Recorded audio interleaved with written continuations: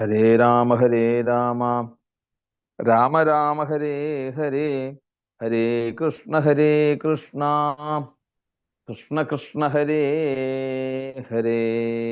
ഗോവിന്ദനാമ സങ്കീർത്തനം. ഗോവിന്ദ ഗോവിന്ദ. പിപദ ഗുരുവായൂര് ഞാനൊന്ന് ഭാഗവതം ഗുരുവായൂർ തമാലയം മുഹുരഹോ രസികാ ഭൂയി ഭാവുകാഹ. ആദ്യം തന്നെ വേദവ്യാസ മഹർഷി ഇവിടെ രസികന്മാരേന്ന് നമ്മളെ ഒന്ന് അഭിസംബോധന ചെയ്തിട്ടുണ്ട്. അതെന്തിനു വേണ്ടിയിട്ടായിരുന്നു? ഈ പറഞ്ഞതായിട്ടുള്ള രാസം എന്നുള്ളത് അനുഭവിക്കുവാൻ വേണ്ടിയിട്ട്. അതുപോലെയാണ് ഭാഗവതത്തിന്റെ ഏറ്റവും മർമ്മമേറിയതായിട്ടുള്ള ഒരു ഭാഗമാണ് രാസലീല എന്നുള്ളത്. ആ രസത്തെ പാനം ചെയ്യുക. ഹരേ രാമ രാമ രാമ ഹരേ ഹരേ, ഹരേ കൃഷ്ണ കൃഷ്ണ കൃഷ്ണ ഹരേ ഹരേ. അപ്പോ ഈ ഒരു രാസം എന്ന് പറഞ്ഞാൽ എന്താണ്? രസോ വൈ സഹ എന്ന് പറയും. ഈ രസം എന്തിന്റെ രസം? ആനന്ദരസം. പൂർണാമൃതമായിട്ടുള്ള അമൃതധാരയാകുന്ന ആ ഈശ്വരനോട് ചേർന്ന് കിട്ടുമ്പോൾ നമുക്കുണ്ടാകുന്നതായിട്ടുള്ള ആ രസം പാനം ചെയ്യാൻ വേണ്ടിയിട്ടാണ് ആദ്യം തന്നെ പിബത ഭാഗവതം രസമാലയം. അപ്പൊ അന്ന് അങ്ങനെ വേദവ്യാസ മഹർഷി നമ്മളോട് പറയാണ്, നിങ്ങൾക്ക് ആലയം പിബത, ഇത്ര ആസ്വദിക്കാൻ ഉള്ള ഒരു ഭാഗമാണ് യഥാർത്ഥത്തിൽ രാസക്രീഡ. ഭക്തന്മാര് ഈശ്വരനെ ആരാധിക്കുമ്പോൾ, അല്ലെങ്കിൽ ഈ തൻ്റെ ഉള്ളിലുള്ള എല്ലാ മാലിന്യങ്ങളെയും പോകുമ്പോൾ ഉണ്ടാകുന്നതായിട്ടുള്ള ആ നിർവികാരത, അല്ലേ, ആ ഒരു നിഷ്കാമം, ആ ഒരു നിഷ്കളങ്കത, നമ്മളുടെ ഉള്ളിൽ ഈശ്വരീയത, ഇതെല്ലാം നിറഞ്ഞ ഒരു അനുഭവം എപ്പോഴാണോ അവിടെയാണ് രസം. അങ്ങനെ അതിനെ ആസ്വദിക്കുന്നവരെയാണ് രസികന്മാരെ, ഭാഗ്യവാന്മാരെ എന്ന് വേദവ്യാസ മഹർഷി വിളിച്ചിരിക്കുന്നത്. അങ്ങനെയുള്ള ഗോപികമാരാരാണ്? സുന്ദരീ മണ്ഡലൈശ്ച. ഉപനിഷത്സു സുന്ദരീ മണ്ഡലൈശ്ച, അല്ലെ? ആ ഉപനിഷത്തുക്കളാണ് യഥാർത്ഥത്തിൽ ഇന്ന് ഭഗവാന്റെ കൂടെ അവതാരം ചെയ്യുന്ന സമയത്ത് കൂടെ അവതാരത്തിനെ ശോഭ കൂട്ടുവാൻ വേണ്ടിയിട്ട് ഇവിടെ അവതരിച്ചിരിക്കുന്നത്. അങ്ങനെയുള്ള ആ ഉപനിഷത്തുക്കളാണ് യഥാർത്ഥത്തിൽ ഈ ഗോപികമാര്. അവരെ സംബന്ധിച്ചിടത്തോളം എന്താണ് അവരുടെയൊക്കെ പരമമായിട്ടുള്ള ലക്ഷ്യം? പരമമായിട്ടുള്ള ലക്ഷ്യം ഈ പറഞ്ഞതായിട്ടുള്ള എല്ലാ മാലിന്യങ്ങളും വിട്ട് സ്വതന്ത്രമായിക്കൊണ്ട്, ശുദ്ധമായിക്കൊണ്ട് ജീവിതത്തെ അനുഭവിക്കാൻ സാധിക്കുക. അതാണ് യഥാർത്ഥത്തില് ബ്രഹ്മസൗഖ്യം, അല്ലെ? ബ്രഹ്മസൗഖ്യം തു അനന്തം. ഋഷഭദേവന് ഉപദേശിച്ചതായിട്ടുള്ള, ഉണ്ണികൾക്ക് പറഞ്ഞു കൊടുത്തതായിട്ടുള്ള ഈ ഒരു പരമതത്വം ഇവിടെ നമ്മള് ഇപ്പൊ അനുസ്മരിക്കുന്നത് എന്താണ്? ഗോപികമാരുടെ വിലാപമാണ്. അവരെ സംബന്ധിച്ചിടത്തോളം അവര് ഈ ഒരു ധാരണ അവരുടെ ഉള്ളിൽ ഉറച്ചു. ഏതൊരു ധാരണ? താൻ ചെയ്യുന്നതും താൻ നടക്കുന്നതും താൻ പറയുന്നതും താൻ ചിന്തിക്കുന്നതും ഒക്കെ കണ്ണ അവിടുത്തെ ഒരു ഭാവമല്ലേ? അവിടുത്തെ ആ ഒരു ചില്ലിലതകളാകുന്ന പൊരികക്കൊടികളൊന്ന് ചലിച്ചാൽ ഈ പ്രപഞ്ചം മുഴുവൻ, അല്ലേ, പ്രകമ്പനം കൊള്ളോടെ. വെറുതെ അവിടുത്തെ ആ പുരികക്കൊടി ഒന്ന് ചലിച്ചാൽ മതി. അപ്പൊ അങ്ങനെയുള്ള കണ്ണ അവിടുന്നല്ലേ ഇതെല്ലാം ചെയ്യിക്കുന്നത്. പിന്നെ നീ ഞങ്ങൾക്ക് അങ്ങനെയുള്ള ആ കണ്ണന്റെ മൂർത്തിമൽ ഭാവമാണ് യഥാർത്ഥത്തില് ഇന്ന് ഞങ്ങൾ, അല്ലെങ്കിൽ ആ ഒരു ഈശ്വരന്റെ മൂർത്തിമൽ ഭാവമായിട്ടാണ് ഇന്ന് കണ്ണനെ ഞങ്ങൾക്ക് കാണാൻ സാധിച്ചിട്ടുള്ളത്. അങ്ങനെയാണെങ്കിൽ ഞങ്ങൾക്ക് എല്ലാ ആശ്രയം അവിടെ നല്ലേ അത്. പിന്നെ ഞങ്ങൾക്ക് പിന്നെ എന്തിനു നിങ്ങൾ പേടിക്കണം? അവിടെ അങ്ങനെയാണ് ഇവിടെ വന്നത് എന്നുള്ള രീതിയിലാണ് അവരുടെ വരവും. ഇവിടെ വന്നപ്പോൾ ഭഗവാന്റെ ആ മറുപടി കേട്ടതോടുകൂടി വേഗം നിങ്ങൾ പൊക്കോളൂ പൊക്കോളൂ എന്ന് പറയുമ്പോൾ ഉണ്ടാകുന്നതായിട്ടുള്ള ഉള്ളിലുണ്ടാകുന്ന ആ ഒരു വിഷമം അല്ലെ, രുക്മിണീ ദേവിയോട് പറയും കരിശീചിൽ സുഖമാസീനം. അവിടെയും പറയുന്നുണ്ട് രുക്മിണീ ദേവിയോട് എന്തൊക്കെയോ പറഞ്ഞാണ് ഭഗവാൻ അകറ്റാൻ നോക്കുന്നത്. ഹേ കണ്ണ, ഞാൻ ഇനി ചെയ്ത കർമ്മങ്ങളുടെ വല്ല അശുദ്ധിയാണെങ്കിൽ അത് ക്ഷമിക്കണേ ക്ഷമിക്കണേ എന്നുള്ള ഒരു ആർദ്രഭാവമാണ് യഥാർത്ഥത്തിൽ രുക്മിണീ ദേവിക്കായാലും ഗോപികമാർക്കായാലും. അവിടെ ഇവിടെ പറയുന്നു. ഇപ്പം നമ്മള് 36-ാമത്തെ ശ്ലോകത്തിലാണ് നമ്മൾ നിർത്തിയത്.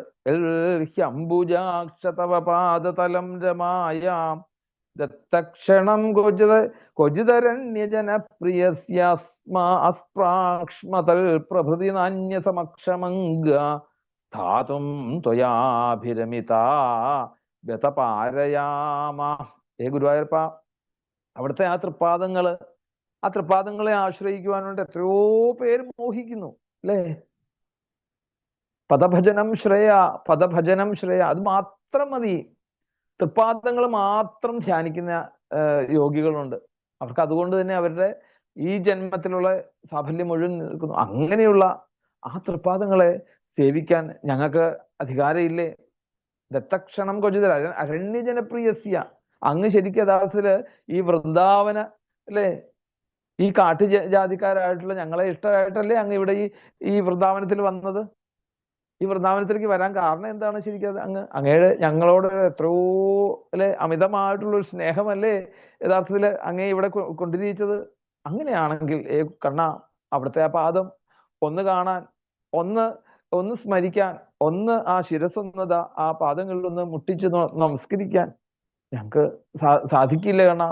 അങ്ങനെയുള്ള ആ പാദതലം മോഹിക്കുന്നതായിട്ടുള്ള ലക്ഷ്മി ഭഗവതിക്ക് പോലും അല്ലെ അവസരം കൊടുക്കാത്തതായിട്ടുള്ള ആ കണ്ണന്റെ ആ പാദങ്ങള് ഇന്ന് ആർക്കാ കൊടുത്തിരിക്കുന്നത്? ശരിക്ക് അല്ലെ ആവശ്യപ്പെടുന്നവർക്കല്ല കൊടുക്കുന്നത്. പിന്നെയോ അവിടെ യുഗങ്ങളോളം തപസ് ചെയ്യുന്ന ആ താപസ ഋഷീശ്വരന്മാര് അവരുടെ ആശ്രയ കേന്ദ്രമാണ് യഥാർത്ഥത്തിൽ ആ പാദം. ഞാൻ പാദങ്ങളുടെ മഹത്വത്തെ കുറിച്ച് പറയുകയാണ്. 37-ാമത്തെ ശ്ലോകം. ത്വയി ശ്രീ യൽപദാംബുജരജശ്ചകമേ തുളസ്യാം ലബ്ധ്വാപി വക്ഷസി പദം കില ഭൃത്യജുഷ്ടം യസ്യാസ്വവീക്ഷണകൃതേന്യസുരപ്രയാസസ്തദ്വദ്വയം തദ്വയം ച തവ പാദരജഃ പ്രപന്നാഃ.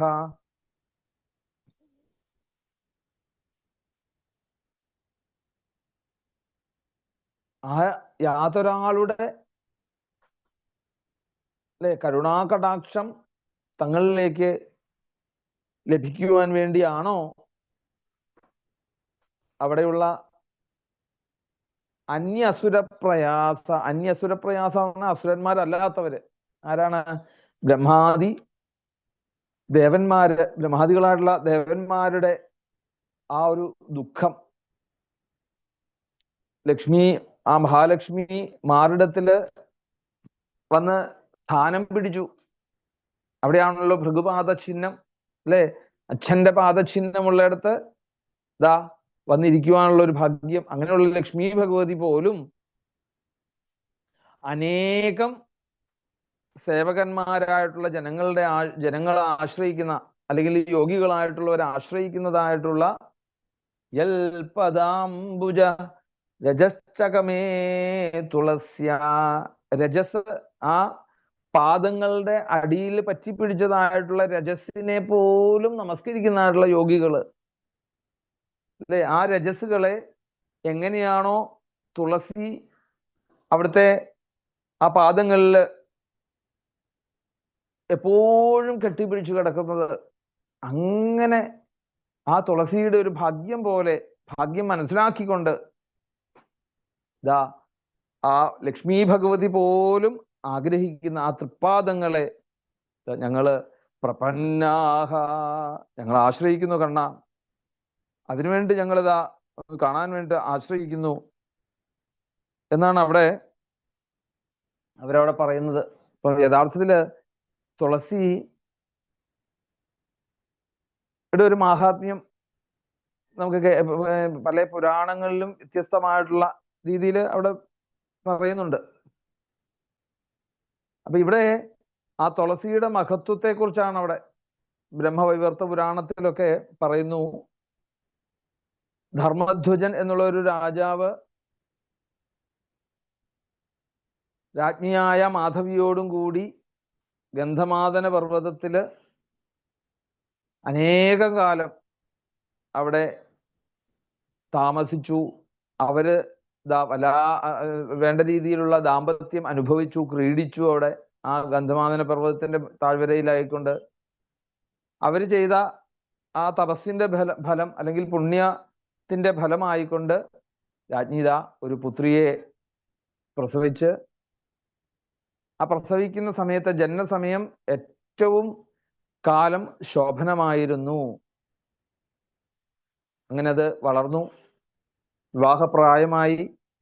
അവളെ കണ്ടാൽ എല്ലാവർക്കും എന്താണ്, ലക്ഷ്മി ഭഗവതിയുടെ ഒരു സൗന്ദര്യമാണോ എന്ന് നമുക്ക് തുലനം ചെയ്യാൻ സാധിക്കില്ല എന്നാ പറയാം. ആർക്കും അവിടെ ഈ ഈ എന്താണ് കുട്ടിക്ക് തുല്യമായിക്കൊണ്ട് വേറൊരാളെ കണ്ടെത്താൻ കഴിയില്ല. അങ്ങനെയാണ് അവൾക്ക് തുളസി എന്നുള്ള ഒരു പേര് തന്നെ ലഭിച്ചത്. അങ്ങനെയാണെന്നാ പറയാ. നരാ നാര്യശ്ചതാം ദൃഷ്ട്വാ തുലനാം ധാതും അക്ഷമാഹ തേന നാംനാച തുളസീം താം വദന്തി പുരാവിത. അതുകൊണ്ടാണ് മറ്റുള്ളവരോട് തുലനം ചെയ്യാൻ സാധിക്കാത്തത് കൊണ്ടാണ് യഥാർത്ഥത്തില് തുളസി എന്നുള്ള ഒരു പേര് തന്നെ അവിടെ ഇട്ടിരിക്കുന്നത്. എന്തായാലും ആ യൗവനം, വിവാഹപ്രായം ആയതോടുകൂടി നേരെ ഈ കുട്ടി ബദരി ആശ്രമത്തിൽ പോയി ധാരാളം കാലം, അനേകം ദിവ്യ സംവത്സരം അവിടെ തപസ് ചെയ്ത്, എന്താണ് തപസ്സിന്റെ ആധികാരികമായിട്ടുള്ള ലക്ഷ്യം എന്താണ്? ശ്രീനാരായണ മൂർത്തിയായിട്ടുള്ള ഭഗവാനെ എനിക്ക് അല്ലെ നന്ദഗോപസുതം ദേവി പതിമേ കുരുതേ നമ, ഗോപികമാര് പ്രാർത്ഥിച്ചതുപോലെ തന്നെ ആ നാരായണനെ തനിക്ക് ഭർത്താവായി ലഭിക്കണം എന്നുള്ളതായിരുന്നു ആ തപസ്സിന്റെ ലക്ഷ്യം എന്ന് പറയാണ്. എന്തായാലും അനേക കാലത്തിന്റെ തപസ്സിന്റെ ഫലമായിക്കൊണ്ട് ബ്രഹ്മാവ് പ്രത്യക്ഷപ്പെട്ട് എന്ത് വരമാണ് വേണ്ടത് എന്ന് ചോദിച്ചപ്പോൾ അവൾ ആഗ്രഹിക്കുന്നതായിട്ടുള്ള ഫലത്തെക്കുറിച്ചൊക്കെ ആ ബ്രഹ്മാവിനോടായിട്ട് വിവരം പറഞ്ഞു. എന്തായാലും പൂർവ്വചരിത്രം ഒക്കെ അവിടുന്ന് പറഞ്ഞു. താൻ പൂർവ്വജന്മത്തില് ഗോകുലത്തിൽ ഒരു ഗോപികയായിട്ടാണ് താൻ വളർന്നിരുന്നത്. തുളസി എന്ന പേരിലുള്ള ഒരു ഗോപിക. പക്ഷേ ഒരിക്കല് രാസമണ്ഡലത്തില് രാസലീല ആടിക്കൊണ്ടിരുന്ന സമയത്ത് തൻ്റെ ഈ ഒരു സ്വാതന്ത്ര്യം കൊണ്ട് നേരെ ആ രാസമണ്ഡലത്തിലേക്ക് പ്രവേശിച്ചപ്പോഴേക്കും ദേഷ്യം കൊണ്ടോ സങ്കടം കൊണ്ടോ അറിയില്ല, രാധ തന്നെ അവിടുന്ന് ശപിച്ചു എന്നാണ് പറയുന്നത്. എന്താണ് ശപിച്ചത്?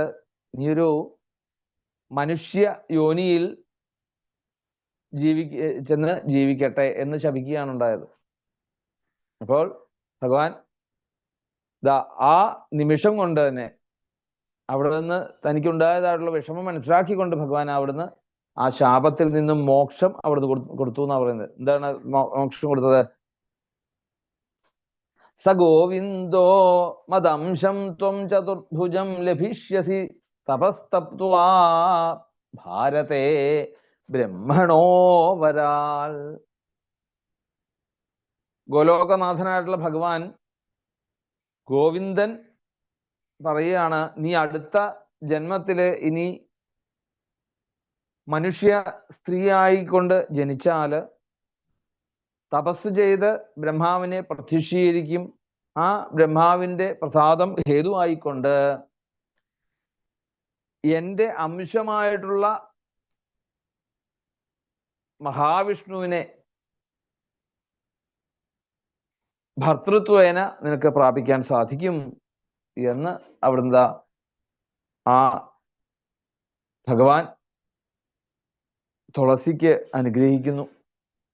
എന്തായാലും ഗോപാലകൃഷ്ണൻ ഈ ത്രിമൂർത്തികളെക്കാൾ ഉപരിയായിട്ടാണ് പുരാണങ്ങളിലൊക്കെ കാണിക്കുന്നത്. അപ്പം തനിക്ക് ശ്രീനാരായണൻ ഭർത്താവാകാൻ വരം നൽകണേന്ന് തുളസി ആ ബ്രഹ്മാവിനോട് അഭ്യർത്ഥിച്ചതും ആ ദൈവഹിതം ഹേതുവായിക്കൊണ്ട് പിന്നീട് അടുത്ത ജന്മത്തിലെ ശംഖചൂടന്റെ പത്നിയായി ഇരിക്കേണ്ടി വരികയും അടുത്ത ജന്മത്തിൽ തുളസി ചെടിയായിട്ട് ജനിക്കുമെന്നുമൊക്കെ ഭഗവാന്റെ ആ ഹിതം മനസ്സിലാക്കിക്കൊണ്ട് പിന്നീട് സദാസമയവും ആ വിഷ്ണുപ്രിയയായിക്കൊണ്ട്, അല്ലെങ്കിൽ ആ തുളസി ദളം ഇല്ലാത്ത ഒരു പൂജ എന്ന് പറഞ്ഞാൽ പൂർണ്ണമാകുന്നില്ല. ആ ഒരു അവസ്ഥയായി ഇന്ന്. അല്ലെ, ഇന്ന് ഏത് പൂക്കള് നമുക്കുണ്ടെങ്കിലും ആ പൂക്കളിലുള്ള മാലിന്യങ്ങളെ മുഴുവൻ ഇല്ലാണ്ടാക്കുവാൻ വേണ്ടി ഒരു തുളസിയില അതിനകത്ത് ഇട്ടാൽ മതി എന്ന് പറയും. പിന്നെയോ തീർത്ഥം, എങ്ങനെയാ തീർത്ഥം എന്ന് പറയാ? ഈ തുളസിയില ഒരു വെള്ളത്തിലേക്ക് തുളസിയില ഇട്ട് കഴിഞ്ഞാൽ അത് തീർത്ഥായി.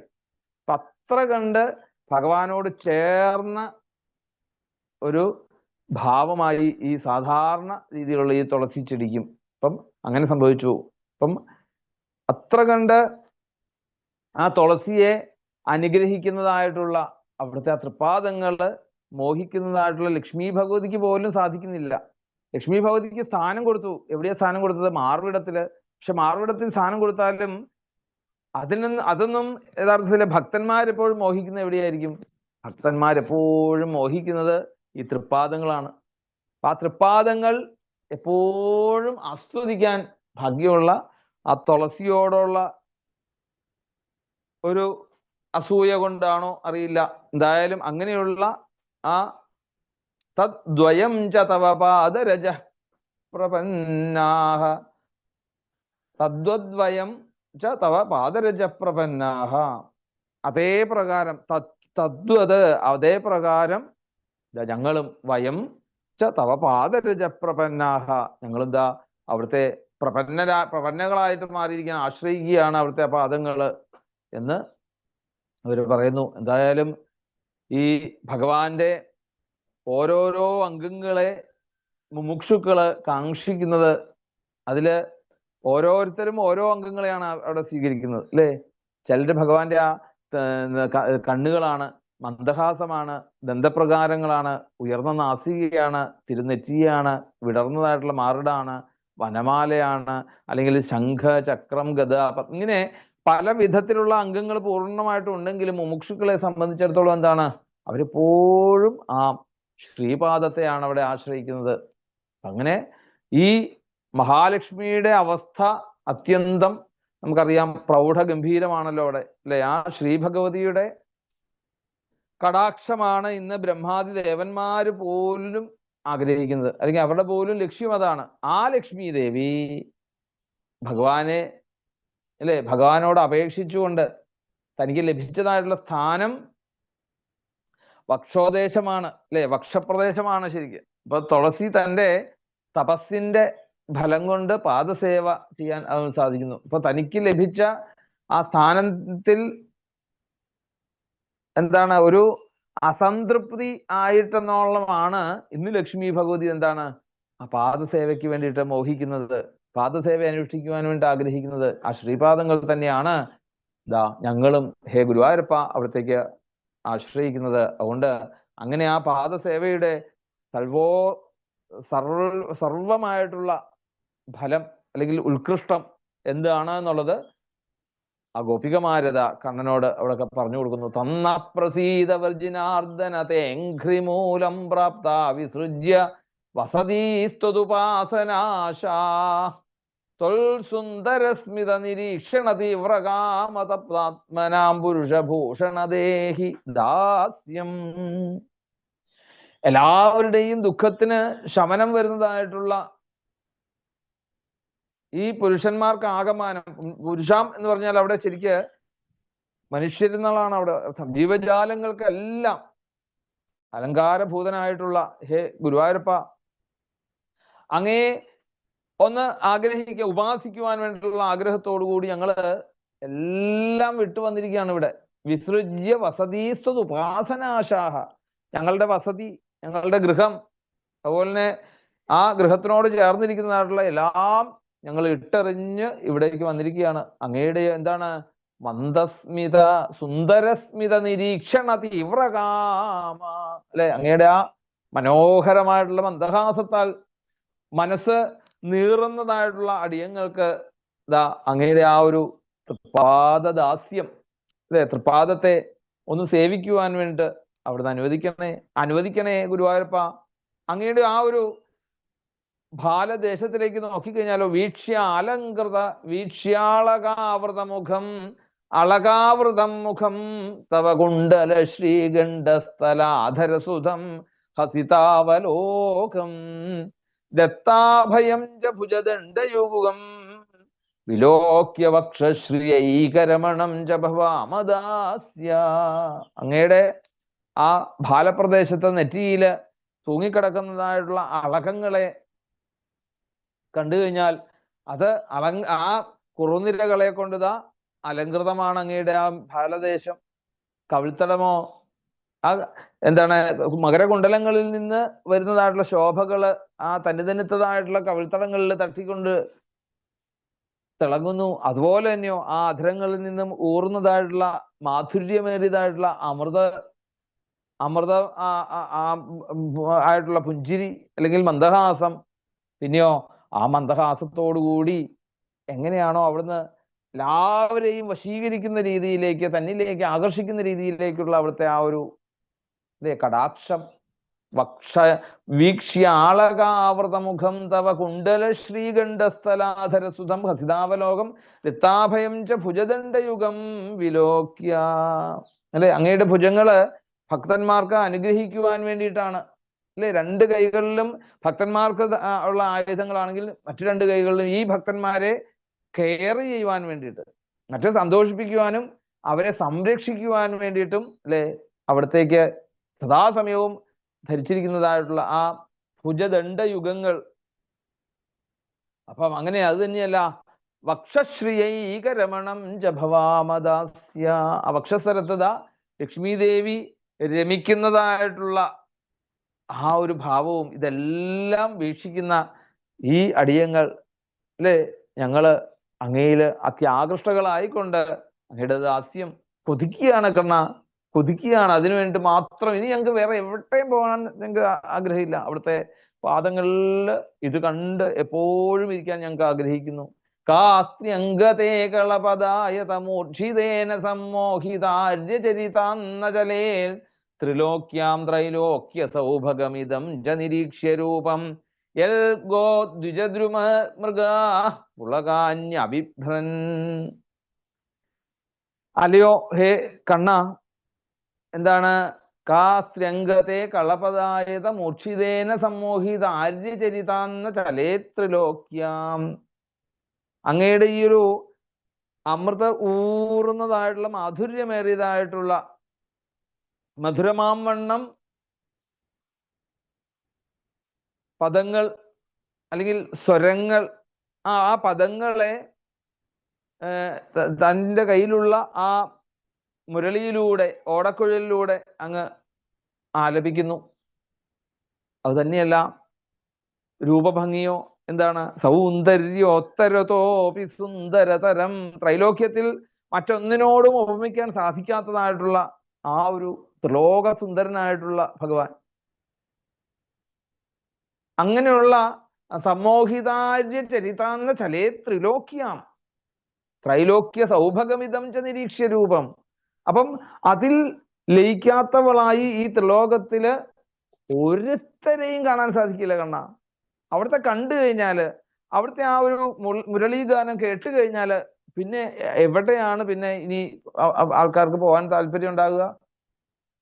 ആ ലയത്തിന്റെ വശ്യതയാല് ദാ സദാ അവിടുത്തെ യദ്ഗോ ദ്വിജദ്രുമമൃഗ പുളകാന്യഭിഭ്രൻ അല്ലെ, സദാ അവിടെ ഈ ലയം മനസ്സിൽ കണ്ടുകൊണ്ട് ഒന്നും തെറ്റാണെന്ന് പോലും അവിടെ തോന്നാത്ത രീതിയില് വശ്യതയില് സദാചാരമൊന്നും അവിടെ വിലവെക്കാതെ അങ്ങേതാ സമീപിക്കുന്നതിൽ ഒരു അസ്വാഭാവികത ഒന്നും തന്നെ ഞങ്ങള് കാണുന്നില്ല കണ്ണ. കാരണം എന്താണ്, അവിടുത്തെ സ്വരം, അതുപോലെ തന്നെ ജ്ഞാനം, രൂപഭംഗി, ഇതൊക്കെ ആസ്വദിക്കാനുള്ള കഴിവ് ഞങ്ങളെ സംബന്ധിച്ചിടത്തോളം ഇല്ല. അല്ലെ, എന്താണ് അങ്ങ് പാടുന്നതിന്റെ സ്വരമോ അല്ലെങ്കിൽ അങ്ങയുടെ കുറിച്ചുള്ള അറിവോ ഇതൊന്നും ഞങ്ങൾക്കില്ല. എങ്കിൽ പോലും പറയാണ് യൽ ഗോ ദ്വിജദ്രുമ മൃഗ പുളകാന്യഭിഭ്രൻ അല്ലെ, അവിടെതാ ഞങ്ങളെ പോലെ തന്നെ പശുക്കള്, പക്ഷികള്, വൃക്ഷങ്ങള്, മാനുകള്, ഇങ്ങനെയുള്ള അവര് പോലും ഈ മുരളി ഗാനത്തില്, ഗാനമാധുരിയില്, സ്വരൂപ ഭംഗിയില് ആകൃഷ്ടനായിക്കൊണ്ട് പുളകാഞ്ഞ വിഭ്രൻ, രോമാഞ്ചം കൊള്ളുന്നു കണ്ണാ. വ്യക്തം ഭവാൻ വ്രജഭയാർത്തിഹരോഭിജാതോ ദേവോ യഥാദിപുരുഷസുരലോകഗോപ്ത തന്നോ നിധേഹി കരപങ്കജമാർത്തബന്ധോ തപ്തസ്തനേഷു ശിരസ്സു ച കിങ്കരീണാം. അതുകൊണ്ട് പണ്ട് മഹാവിഷ്ണു വാമനായിട്ട് അവതരിച്ച സമയത്ത് ഉപേന്ദ്രൻ എന്നുള്ള പേരില് അവിടെ സ്വർഗത്തിന്റെ ഒക്കെ ആധിപത്യത്തെ ഏറ്റെടുത്തോടെ ആ ഭഗവാനാണ് ഇപ്പോ അല്ലെ ഗോലോകവാസികളുടെ സംരക്ഷണത്തിന് വേണ്ടിയിട്ട് അവതാരം എന്ന് പറഞ്ഞാൽ എന്താണ്? ആ നക്ഷത്രങ്ങളുടെ നടുവിൽ ശോഭിക്കുന്നതായിട്ടുള്ള ആ ചന്ദ്രൻ എങ്ങനെയാണോ നിലാവുള്ള രാത്രികളിലെ മനസ്സിന്റെ എല്ലാ നൈർമല്യങ്ങളെയും മാറ്റി നമ്മളെയൊക്കെ കുളിരണിയിക്കുന്നത്, അതേപോലെ ആ പൂർണ്ണചന്ദ്രനായിട്ടുള്ള അങ്ങ് ഞങ്ങളുടെ ഉള്ളിലേക്ക് വന്നു ഇപ്പോ. അപ്പൊ അങ്ങനെയുള്ള ആ അവതാര മൂർത്തിയായിക്കൊണ്ടുള്ള ഹേ കണ്ണ, ഞങ്ങൾക്ക് ഇന്ന് എല്ലാം ഞങ്ങളിൽ നിന്ന് വിട്ടുപോയി.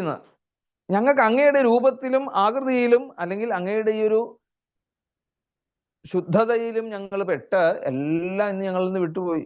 അതുകൊണ്ട് ഈ ഭഗവാനെ ഞങ്ങള് കിങ്കരികളായിട്ടുള്ള അല്ലെ കരപങ്കജമാർത്തബന്ധോ,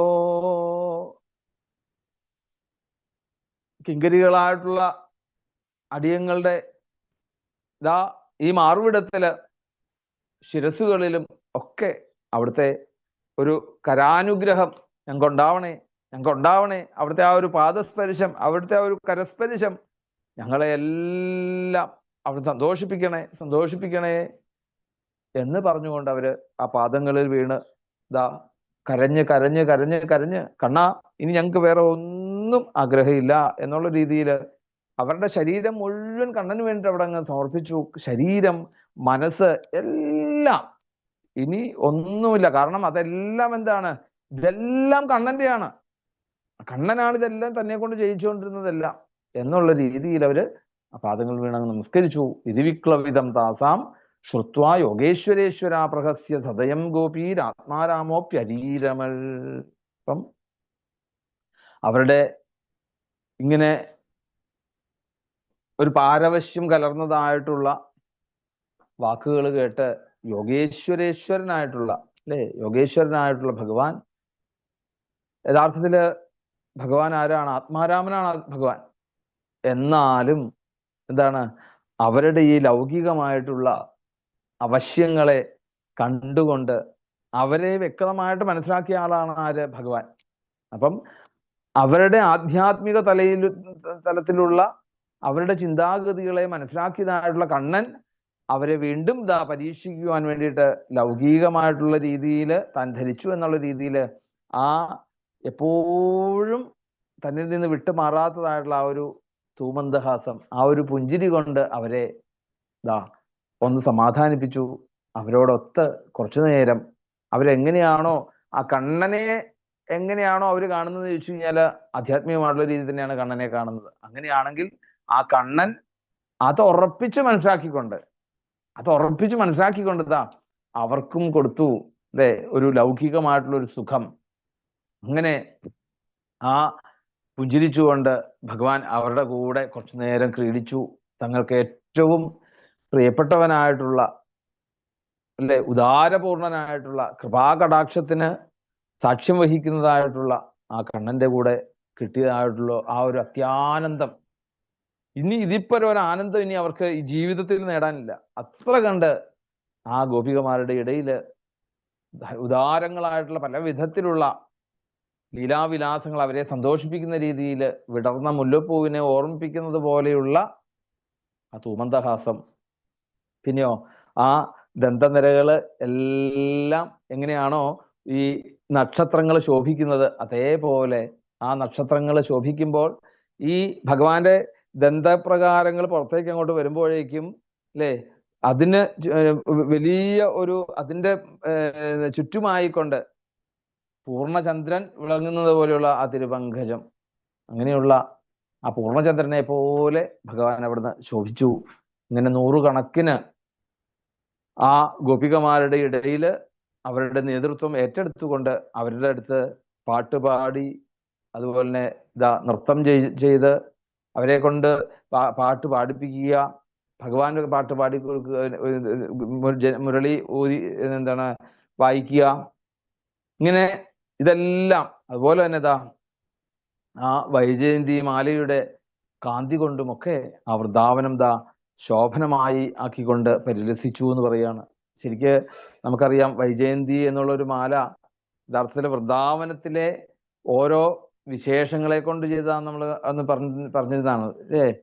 എന്താണ് അവിടെ ഈ തളിരുകളെ കൊണ്ടും അതുപോലെ തന്നെ മറ്റേ ചൂതപ്രവാള ബരിഹസ്തപഗോൽപലാബ്ജമാല അനുപൃക്ത പരിധാന വിചിത്രവേഷോ അല്ലെ. അവിടെ പറയുന്നുണ്ട് പല വിധത്തിലുള്ള മാവിന്റെ തളിരുകള്, അതുപോലെ മയിൽപ്പീലി, പൂങ്കുലകള്, കരിങ്കൂവളപ്പൂവ്, ചെന്താമര, ഇങ്ങനെയുള്ള 5 വസ്തുക്കളെ കൊണ്ട് ചേർത്തതായിട്ടുള്ള വൈജയന്തി മാല. അപ്പൊ ആ കാട്ടിലുള്ള ആ ഒരു എല്ലാ പ്രകൃതിയുടെ ഭംഗികളെയും തന്നിലേക്ക് ആവേശിപ്പിച്ചതായിട്ടുള്ള ഭഗവാന്റെ ആ ഒരു രൂപം, ഇതെല്ലാം ആ ഗോപികമാരെ ശരിക്ക് അവരുടെ ആ സൗഭഗ മതത്തിന് കാരണമായി വരികയാണ്. അതിലെല്ലാം അവർ ആകൃഷ്ടരായി, അവരെന്തായി, അതിൽ ഭ്രമിച്ചുപോയി ശരിക്ക്. നദ്യാ പുലിനമാവിശ്യ ഗോപീഭിർഹിമവാലുകം രേമേ തത്തരലാനന്ദകുമുദാമോദവായുന. അപ്പം നമ്മൾ പ്രകൃതിയിൽ നിന്നും അല്ലെങ്കിൽ നമ്മളുടെ രൂപഭംഗികളിൽ നിന്നും നമ്മളുടെ പല വിധത്തിലുള്ള ഈ മാറ്റുന്നതായിട്ടുള്ള പ്രകൃതിയിൽ നമ്മൾ കൂടുതൽ ആസ്വദിച്ചു കഴിഞ്ഞാൽ നമ്മളിൽ നിന്നും അല്ലെ ഒരു ഉള്ളിലൊരു സൗഭഗ മതം നമ്മുടെ ഉള്ളിലേക്ക് വന്നു ചേരും. ഇവിടെയും ഭഗവാനും ഗോപികമാരും ഒക്കെ ആ യമുനാ നദിയുടെ മടിൽത്തട്ടിലേക്ക് പ്രവേശിച്ച് അവിടെ എങ്ങനെയാണ് ഈ മഞ്ഞ് വന്ന് പെട്ടതായിട്ടുള്ള തളിരുകൾ പോലെയുള്ള ആ മണൽത്തരികള് ധാരാളം ഇടതൂർന്ന് കിടക്കുന്നു. മഞ്ഞ് തുള്ളികൾ കിടക്കുന്നതാണ് തോന്നുന്നു അടുത്ത മണൽത്തരികള്. എന്തായാലും ആ നദിയിലെ രാത്രികാലത്ത് നദിയിലുണ്ടാകുന്ന ആമ്പൽപ്പൂവിന്റെ ഗന്ധം, ബാഹുപ്രസാര പരിരംഭ കരാളകോരു നീവീസ്തനാലഭന നമ്മ നഖാഗ്രപാതൈഹി ഷേല്യാവലോകഹസിതേർവജസുന്ദരീണാമുത്തംഭയൻ രതിപതിം രമയാഞ്ചകാര. അപ്പൊ അവിടെ ആ ആമ്പൽ നിന്നും ഉണ്ടാവുന്ന സുഗന്ധത്തെ മന്ദമാരുതൻ അവരിലേക്ക് എത്തിച്ചു. അങ്ങനെ അവരുടെ ആ മന്ദമാരുതൻ അവരെ എല്ലാവരെയും സ്വാഗതം ചെയ്യുവാൻ വേണ്ടിയിട്ടാണോ അവിടെ എത്തിയിരിക്കുന്നത് എന്നുള്ളത് അറിയില്ല. അവിടെ ഭഗവാൻ ഗോപികമാരോടൊത്ത് ക്രീഡിച്ച് ഭഗവാൻ അവരെ ആലിംഗനം ചെയ്ത് ആ കുറുനിരകള്, അതുപോലെ തന്നെ ഇങ്ങനെയുള്ള എല്ലാം അവർക്ക് എന്തൊക്കെയാണോ ആഗ്രഹങ്ങൾ അതിനൊക്കെ ഭഗവാൻ അവിടെ തുനിഞ്ഞു കൊടുത്തു.